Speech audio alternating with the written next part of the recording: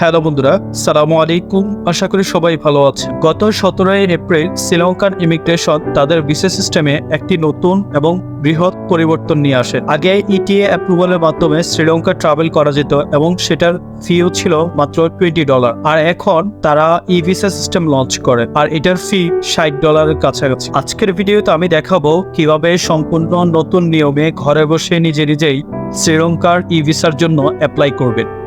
প্রথমে আমরা চলে আসি srilankaevisa.lk এই লিঙ্কটাতে, এটা আমি ভিডিও ডেসক্রিপশনে দিয়ে দিব, সেখান থেকে আপনারা নিয়ে নেবেন।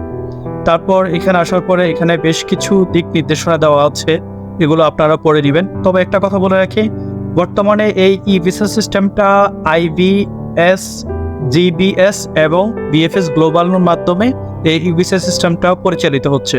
তো এই পেজটা আমরা শুরুতে পাবো। তারপর এখানে আমরা হাউ টু অ্যাপ্লাই এখানে চলে যেতে পারি। এটাতে গিয়ে আমরা দেখবো আসলে টোটাল ভিসা সিস্টেমটা কি। তো সময়ের স্বল্পতায় আমি এটাতে যাচ্ছি না, আমি সরাসরি চলে যাবো হচ্ছে রেজিস্টারে যাওয়ার পর এমন একটা এন্টারপ্রাইজ আসবে। তারপর এখানে ইমেল অ্যাড্রেস, একটা ভ্যালিড ইমেল অ্যাড্রেস আপনাদেরকে দিতে হবে। তারপর এখানে একটা ফোন নাম্বার দিতে হবে। অবশ্যই কান্ট্রি কোড সিলেক্ট করে নেবেন, বাংলাদেশ সিলেক্ট করার পর এখানে একটা ফোন নাম্বার দিয়ে দিবেন। তা এখানে ফোন নাম্বারটা দিয়ে দিবেন। তারপর হচ্ছে আপনার ন্যাশনালিটি, আমরা যেহেতু বাংলাদেশি, আমরা এখানে বাংলাদেশ দিব ন্যাশনালিটি। এবং আপনি যে ইমেল অ্যাড্রেসটা দিবেন সেই ইমেল অ্যাড্রেসটা দেওয়ার পর এখানে সেন্ড ওটিপি, এখানে একটা ক্লিক করবেন। ক্লিক করলে আপনার ইমেইলে একটা ওটিপি যাবে, ওয়ান টাইম পাসওয়ার্ড। সেই ওটিপিটা এখানে দিবেন, দিয়ে সাইন আপে ক্লিক করবেন। সাইন আপে ক্লিক করলেই আপনার এই অ্যাকাউন্টটা ক্রিয়েট হয়ে যাবে। অ্যাকাউন্ট ক্রিয়েট করার পর আমরা চলে আসবো সাইন ইনে। এখানে এসে লগ ইন করবো। আমরা যে ইমেইলটা দিয়েছি সেই ইমেইলটা দিব, এবং সেই ইমেইলটা দেওয়ার পর এখানে সেন্ড ওটিপি এটাতে ক্লিক করব। ক্লিক করলে ইমেইলে একটা ওটিপি যাবে, সেই ওটিপিটা এখানে বসিয়ে দিয়ে এখানে সাইন ইনে ক্লিক করলেই সাইন ইন হয়ে যাবে। সাইন ইন করার পর এখানে এসে স্টার্ট নিউ অ্যাপ্লিকেশন, এটাতে আমরা ক্লিক করব। তারপর হচ্ছে do you want to start a new application, আমরা এখানে ইয়েসে ক্লিক করব। তারপর প্লিজ সিলেক্ট ইউর ন্যাশনালিটি, এখানে আমরা যেহেতু বাংলাদেশ সিলেক্ট করব। কান্ট্রি অফ রেসিডেন্স, এটাও বাংলাদেশ।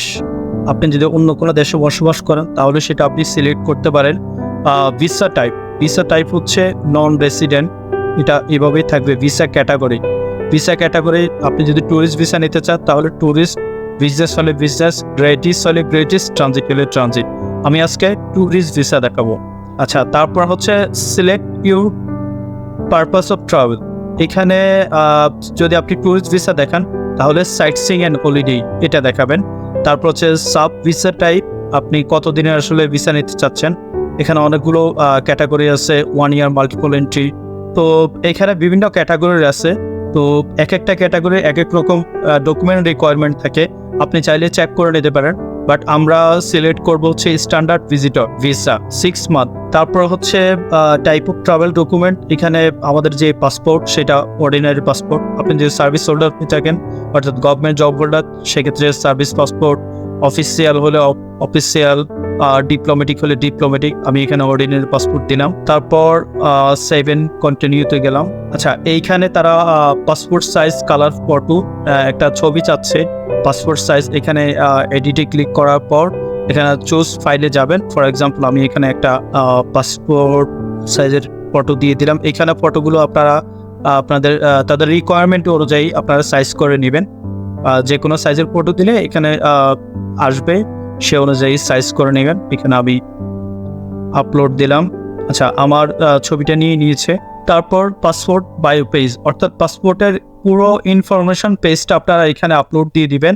কিন্তু একটা জিনিস মাথায় রাখবেন, সেটা যেন জেপিজি ফরম্যাটের হয় এবং 1 MBর মধ্যে থাকে, 1 MBর বেশি না হয়, এই বিষয়টা খেয়াল রাখবেন।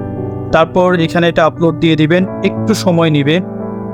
এবং আমার এটা আপলোড হয়ে গেছে। এডিশনাল ডকুমেন্টস, এটা ম্যান্ডেটরি না, তারপরেও আপনারা এয়ার টিকেটের একটা বুকিং কপি এবং একটা হোটেল বুকিং কপি, দুইটা একসাথে চাইলে দিতে পারেন। অথবা যেহেতু এটা জেপিজি ফাইল, সো একটা এয়ার টিকেটের বুকিং কপি এখানে দিয়ে দিতে পারেন, অথবা একটা হোটেল বুকিং কপি এখানে দিয়ে দিতে পারেন, আপনাদের ইচ্ছা। বাট এটা ম্যান্ডেটরি না, তবে দেওয়াটা ভালো। তারপর 7 কন্টিনিউতে যাবেন।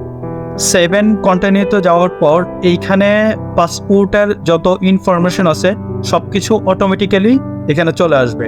তবে এখানে যদি কোনো ইনফরমেশন তারা অটোমেটিক্যালি না নেয়, তাহলে সেটা অবশ্যই আপনাদেরকে ম্যানুয়ালি ফিল আপ করতে হবে। যেমন এইখানে 2টা ইনফরমেশন তারা চাইছে, এগুলি 2টা আমি ম্যানুয়ালি ফিল আপ করে দিচ্ছি। তারপর 7 কন্টিনিউতে ক্লিক করতে হবে। 7 কন্টিনিউতে ক্লিক করার পর আপনার পার্সোনাল ইমেইল অ্যাড্রেস, যে ইমেইলটা দিয়ে আপনারা আইডিটা লগ ইন করছেন, সেই ইমেইলটা এখানে দিয়ে দিবেন। তারপর কান্ট্রি কোড, এখানে আমরা যেহেতু বাংলাদেশি অথবা আপনি যদি অন্য কোনো দেশে বসবাস করেন, তাহলে সেই দেশের কান্ট্রি কোডটা সিলেক্ট করে এখানে সেলফোন নাম্বারটা দিয়ে দিবেন। তারপর এখানে সেম ওয়েতে কান্ট্রি কোড সিলেক্ট করে আপনার হোয়াটসঅ্যাপ নাম্বারটা দিয়ে দিতে পারেন। যদি সেম নাম্বার হয় তাহলে সেম নাম্বারটা 2বার, এখানে একবার আর এখানে একবার, 2বার বসিয়ে দিবেন।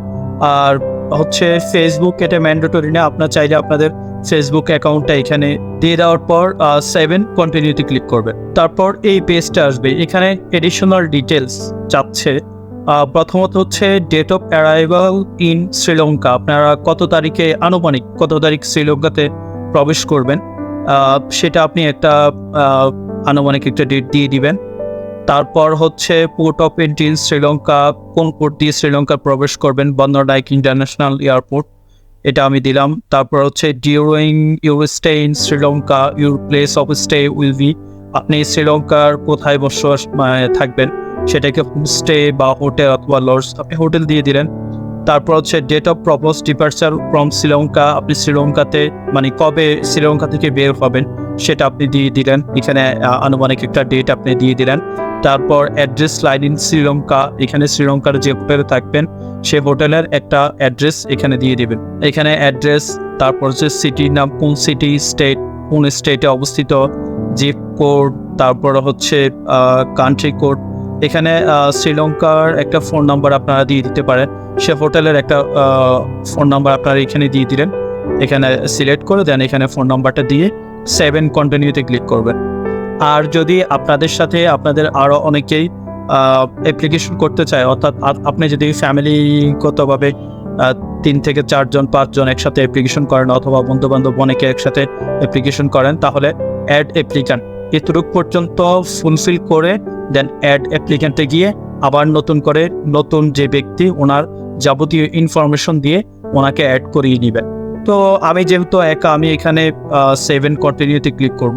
7 কন্টিনিউতে ক্লিক করার পর এখানে দেখেন টোটাল 6টা স্টেপ, আমরা একবারই রিভিউ অ্যান্ড পেমেন্ট অর্থাৎ লাস্ট স্টেপে চলে এসেছি। এখানে ক্লিক করার পর এখানে সিরাজুল ইসলাম দেখাচ্ছে, আপনি চাইলে আপনার ডকুমেন্টগুলো আবার রিভিউ করতে পারেন, অর্থাৎ আপনি যা যা ইনফরমেশন দিয়েছেন সব কিছু ঠিকঠাক আছে কিনা এটা রিভিউ করতে পারেন। এখানে দেখা যাচ্ছে ভিসা ফি হচ্ছে $35, যেটা আগে ছিল মাত্র $20, সেটা এখন করছে $35। সার্ভিস ফি, সার্ভিস চার্জ এখানে দিছে। আর ভিসাটা হবে tourist visa, standard visitor visa, 6 মাসের ভিসা।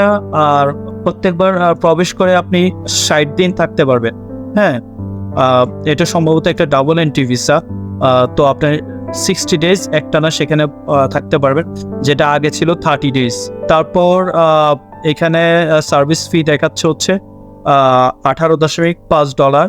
তারপর হচ্ছে কনভেন্স ফি হচ্ছে $5.05, টোটাল হচ্ছে $58.55। তারপর এইটাই হচ্ছে টোটাল $58.55। এখানে আমরা আই অ্যাকসেপ্ট টার্মস অ্যান্ড কন্ডিশনে দিব, আই অ্যাগ্রিতে ক্লিক করব, করার পর কন্টিনিউ পেমেন্টে যাব। আচ্ছা, এইখানে আবার অ্যাকসেপ্ট। তারপর এখানে আমাদের পেমেন্ট অপশনে নিয়ে এসেছে। তো আমরা তো সাধারণত জানি যে কিভাবে ভিসা ফি পেমেন্ট করতে হয়। এখানে আপনার নাম দিয়ে দিলেন, এখানে অ্যাড্রেস, তারপর হচ্ছে এখানে zip code, city, state, email, phone number, এটা হচ্ছে যে কার্ড হোল্ডার তার পার্সোনাল কিছু ডিটেল এখানে দিলেন। দেওয়ার পর তারপর হচ্ছে এখানে কার্ড নাম্বার, কার্ডের এক্সপায়ারি ডেট, সিভিভি, তারপর হচ্ছে তো এগুলো দিয়ে মেক পেমেন্টে ক্লিক করলে আপনার পেমেন্টটা হয়ে যাবে। পেমেন্ট কমপ্লিট হওয়ার 24 আওয়ার্সের মধ্যে ভিসা হয়ে যাবে। আর সাধারণত এত সময় লাগে না, হাফ অ্যান আওয়ার কিংবা 1 ঘন্টার মধ্যেই ভিসা হয়ে যায়। এ হচ্ছে শ্রীলঙ্কার ই ভিসার বিস্তারিত তথ্য। তারপরেও যদি আপনাদের কোনো কিছু জানার থাকে অবশ্যই কমেন্ট সেকশনে জানিয়ে দিবেন, আমি আনসার করার চেষ্টা করব। দেখা হচ্ছে নতুন কোনো ভিডিওতে। সবাই ভালো থাকুন, সুস্থ থাকুন, আল্লাহ হাফিজ।